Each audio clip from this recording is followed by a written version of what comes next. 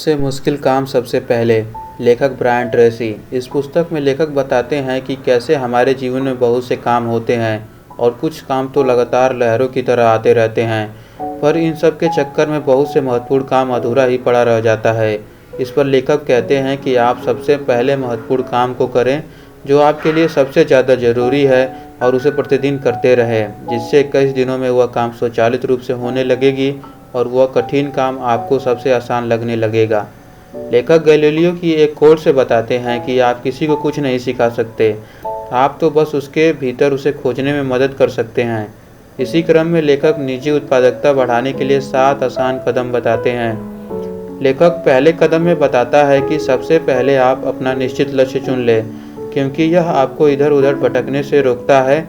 आप अपने लक्ष्य को अपने विश्वासी से चर्चा कर सकते हैं ताकि आप सही मायने में अपने लिए स्पष्ट लक्ष्य चुन सकें। लेखक अपने दूसरे कदम में बताता है कि आपके जो भी लक्ष्य हो उसे कागज़ पर लिख लें ताकि आप उसे देख सकें और छू सकें, जिससे यह मूर्त रूप ले लेगी और कुछ सोचने के नज़रिए में गहरा प्रभाव डालेगी, जिससे आप जो कुछ भी करेंगे अपने लक्ष्य पाने के लिए करेंगे। तीसरे कदम में लेखक बताता है कि अपने लक्ष्य की एक सीमा तय कर ले, जिससे ये आपको प्रेरित करेगा कि आप प्रतिदिन कुछ स्टेप ले सकें जो आपके लक्ष्य की ओर ले जाता है। इसे और आसान करने के लिए अपने मेन गोल की डेडलाइन को डेली, वीकली, मंथली और ईयरली में बांट सकते हैं, जिससे आप उसे फिक्स डेडलाइन के अंदर पा सकते हैं। अपने चौथे कदम में आप उन सभी कामों की लिस्ट बनाएं जो आपको गोल पाने के लिए करना है। अगर आपके दिमाग में कोई नया काम आए तो उसे भी लिस्ट में जोड़ दें, जिससे आप अपने गोल की स्पष्ट तस्वीर देख सकेंगे कि मैं इन कामों को करके फिक्स डेडलाइन के अंदर अपने गोल को पा लूँगा। लेखक अपने 5वें कदम में बताता है कि आपने जो भी अपने लिस्ट में काम लिखे हैं उसमें ज़रूरी काम को सबसे पहले इसी क्रम में अपने लिस्ट को मेंटेन करें और उसे करने के लिए योजना बनाएं। आप किसी काम को करने से पहले और करने के बाद का भी योजना बनाएं। इस लिस्ट को दृश्यात्मक बनाने के लिए बॉक्स, लकीर और तीर की सहायता ले सकते हैं, जिससे आप सभी कामों में संबंध बना सकते हैं। अपने 6वें कदम में लेखक बताते हैं कि अपने योजना पर तत्काल अमल करें। एक बेहतरीन योजना से अच्छी एक औसत योजना होती है जिस पर उत्साह से अमल किया जाए। इसी क्रम के 7वें कदम में लेखक कहते हैं कि आप हर दिन कुछ न कुछ करने का संकल्प लें और उसे अपने डेली शेड्यूल में शामिल करें।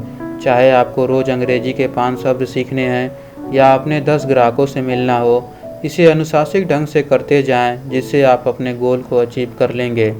लेखक एक चैलेंज देता है कि आप इसी वक्त एक कॉपी लें और अपने 10 गोल लिखें जिन्हें आप अगले साल प्राप्त करना चाहते हैं। अपने लक्ष्य को इस तरह से लिखें कि आपके 1 साल गुजर चुके हैं और आपके गोल अचीव हो चुके हैं। इसे लिखते समय मैं से शुरुआत करें कि मैं ये गाड़ी चलाता हूँ, मैं हर साल इतना डॉलर कमाता हूँ, जिससे अवचेतन मन लिखी बातों को ग्रहण कर लेगा और स्वचालित रूप से गोल पूरा करने का काम करेगा। लेखक आगे एक कहावत से बताता है कि अगर आपको एक हाथी निगलना है तो कैसे निगलेंगे? इसका जवाब है एक एक निवाला निगल कर। ठीक उसी तरह अगर अपने काम को पूरा करना है तो उसे छोटे छोटे टुकड़ों में बांट दें, जिससे वह काम आसान हो जाएगा। लेखक कहता है कि आप जो भी काम करना चाहते हैं तो उसकी योजना पहले से बना लें, जिससे कि आप अपनी उत्पादकता बढ़ा सकें। आप अपनी एक मेन लिस्ट बना लें, फिर मेन लिस्ट को मंथली, वीकली और डेली के गोल के हिसाब से बना लें। अगर आपके मन में कोई नया काम करने की आए तो उसे मेन लिस्ट में जोड़ दें। अगले दिन का काम का प्लान रात में बना लीजिए, जिससे अगले दिन का काम करने में मदद मिलेगा और वह काम आपके अवचेतन मन में आ जाएगा, जिससे अगली सुबह आप बचे हुए काम को निपटा लेंगे। लेखक अपने 10-90 के नियम से बताता है कि किसी भी काम को पूरा करने में 10 मिनट का प्लान बनाने में दिया गया समय आपका 90 मिनट का समय उस काम में बचा सकती है। लेखक पैरेटो सिद्धांत 80-20 से बताता है कि हमारी 20% गतिविधियों से 80% का रिजल्ट मिलता है। 20% ग्राहक 80% बिक्री कराएंगे और 20% प्रोडक्ट 80% का मुनाफा दिलाएंगे। इसका मतलब ये है कि अगर आपके लिस्ट में 10 काम हैं तो उसमें से 2 काम बाकी सबसे ज़्यादा मूल्यवान हैं। लेखक कहता है कि आप उन 20% गतिविधियों पर अपना ध्यान केंद्रित कीजिए जिससे 80% का रिजल्ट मिलता है। आप उसे लिस्ट के सबसे महत्वपूर्ण कामों को सबसे पहले करने की आदत बनाइए। आप कामों की संख्या पर ध्यान मत दीजिए, आप तो केवल अपने 20% काम करने के बाद दूसरे कामों को करें। लेखक कहता है कि शीर्षस्थ लोग दीर्घकालीन सोच रखते हैं। वह 5, 10, 20 वर्ष आगे भविष्य की सोचते हैं, जिससे उन्हें अभी वह महत्वपूर्ण काम का पता चलता है जिससे वाकई भविष्य में कई गुना रिजल्ट मिलने वाला है। वह अपने वर्तमान संतुष्टि का भी त्याग कर देते हैं, जबकि असफल लोग वर्तमान में ही सुख की प्राप्ति करना चाहते हैं। वे तो भविष्य की सोचते भी नहीं। ज्यादातर लोग सोचते हैं कि डेडलाइन के प्रेशर में वे ज्यादा अच्छा प्रदर्शन करते हैं, जबकि शोधों से पता चलता है कि डेडलाइन के प्रेशर की वजह से कर्मचारी किसी काम को डेडलाइन के अंदर पूरा करने के हड़बड़ी में प्रोडक्ट की क्वालिटी या प्रोडक्ट की साइज में गलती कर बैठते हैं, जिससे मुनाफा की बजाय कंपनी को घाटा हो जाता है। लेखक इस बात पर बताते हैं कि किसी काम को करने में जितना भी समय लगता हो उसमें 20% का समय और जोड़ दे, फिर डेडलाइन का खेल खेले, जिससे आप अच्छा प्रदर्शन करेंगे। किसी भी महत्वपूर्ण काम को डेडलाइन के अंदर करने से पहले ये 3 सवाल अपने आप से जरूर पूछें कि मेरा सबसे महत्वपूर्ण काम कौन सा है, जिसे मैं करके अपने परिवार की प्रगति, कुल मिलाकर अपने जीवन की प्रगति कर सकूं। सबसे पहले खुद इन सवालों पर विचार करें, फिर इन सवालों को अपने दोस्तों, परिवारों और सहकर्मियों से पूछ सकते हैं। एक बार यह तय हो जाने के बाद कैमरे के लेंस की तरह अपने काम पर फोकस हो जाएं। आप दूसरे सवाल में यह पूछ सकते हैं कि ऐसा कौन सा काम है जिसे मैं ही कर सकता हूँ, जिससे अच्छी तरह से करने पर वाकई फर्क पड़ता है। यह प्रभाविता हासिल करने की बेहतरीन सवाल है। अगर आप उसे नहीं करेंगे तो कोई भी नहीं कर पाएगा, लेकिन अगर आप उसे अच्छी तरह से कर देते हैं तो वाकई जिंदगी और कैरियर में फर्क पड़ सकता है। आप जो तीसरा सवाल पूछ सकते हैं कि इस पल मेरे समय का सबसे मूल्यवान उपयोग क्या है। यह टाइम मैनेजमेंट का बुनियादी सवाल है। यह सवाल का जवाब टाल-मटोल छोड़ने और उत्पादक बनाने की कुंजी है। लेखक आगे बताता है कि आप अपने कामों को करने की प्राथमिकता बनाएं। सबसे महत्वपूर्ण काम को सबसे पहले करने की आदत बनाएं, जिसे करने से सचमुच आपकी ज़िंदगी में सुधार होता है। आप छोटी मोटी कामों को छोड़ सकते हैं और उसे दूसरे को करने के लिए सौंप सकते हैं।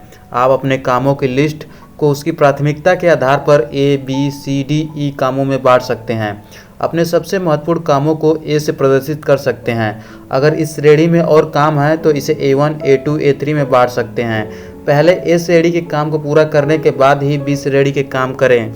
अपने काम के प्रमुख परिणाम क्षेत्र का पता लगाएं, जिसके न करने से आप अधमरा हो सकते हैं। जिस प्रकार हमारे शरीर के ब्लड प्रेशर, ब्रेन एक्टिविटी और श्वसन दर, इनमें से एक भी काम न होने से इंसान मर जाता है, उसी प्रकार आपके प्रमुख काम न होने से आपकी नौकरी खतरे में पड़ सकती है या आपकी आर्थिक स्थिति खराब हो सकती है।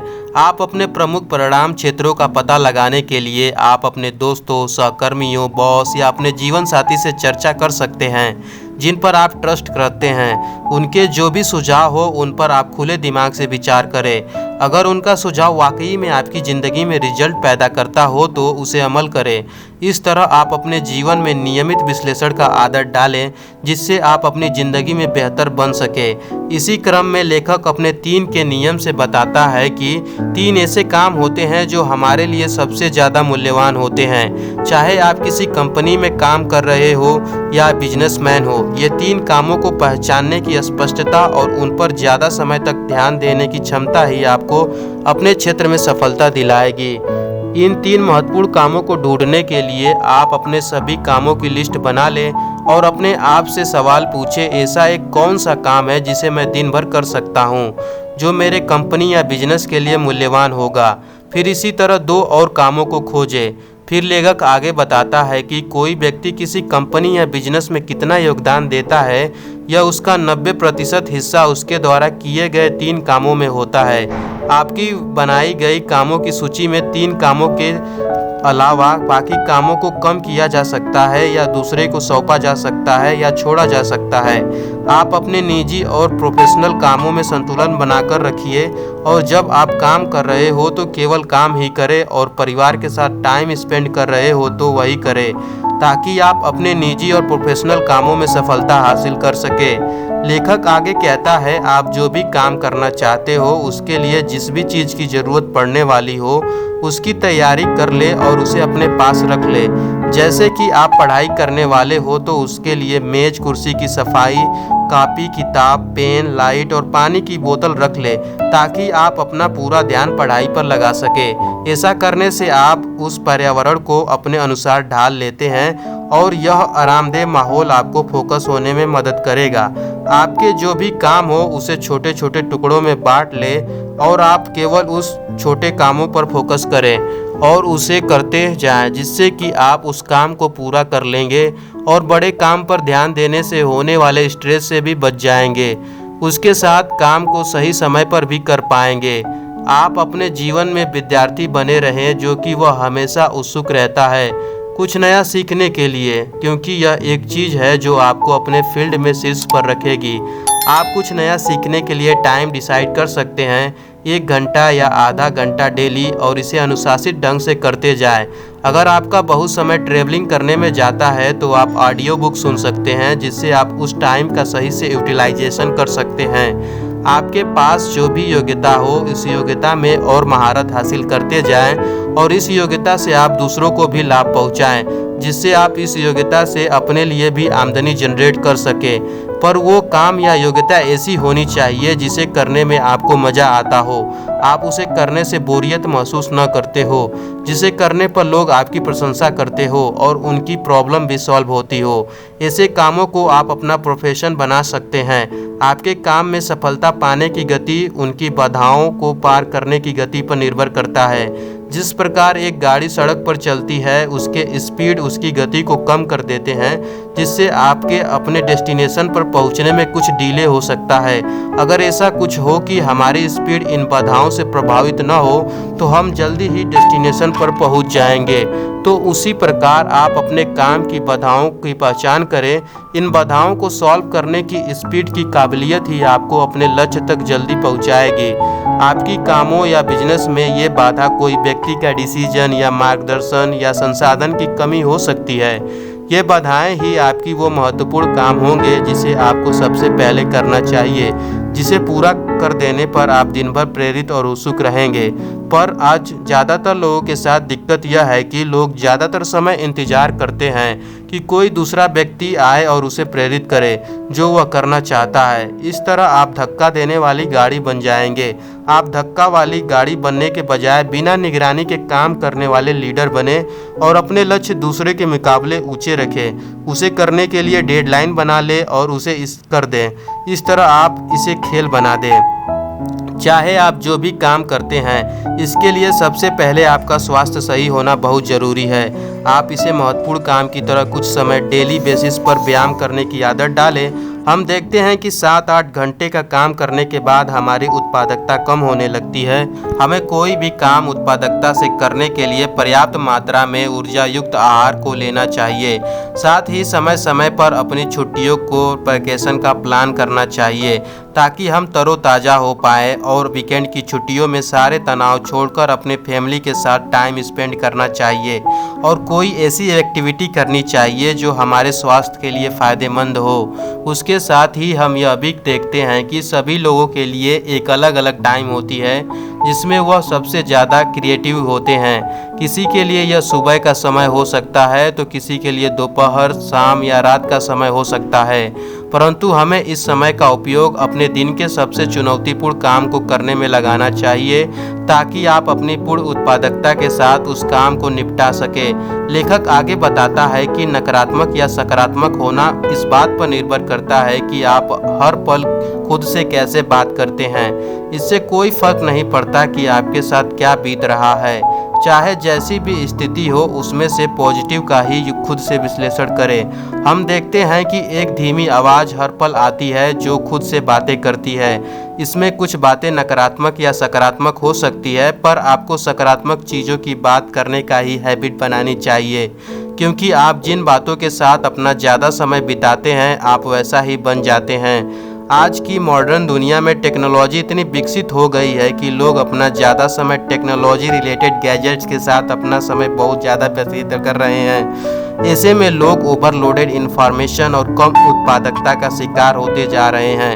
अगर आप सोचते हैं कि मेरा तो टेक्नोलॉजी रिलेटेड ही काम है तब तो मैं अपना समय का सही उपयोग कर रहा हूं, पर मैं आपको बता दूं कि आपके 80% काम ऐसे होते हैं जो बिल्कुल ही आपके लिए महत्वहीन होते हैं, केवल 20% काम ही हैं जो आपके लिए महत्वपूर्ण हैं।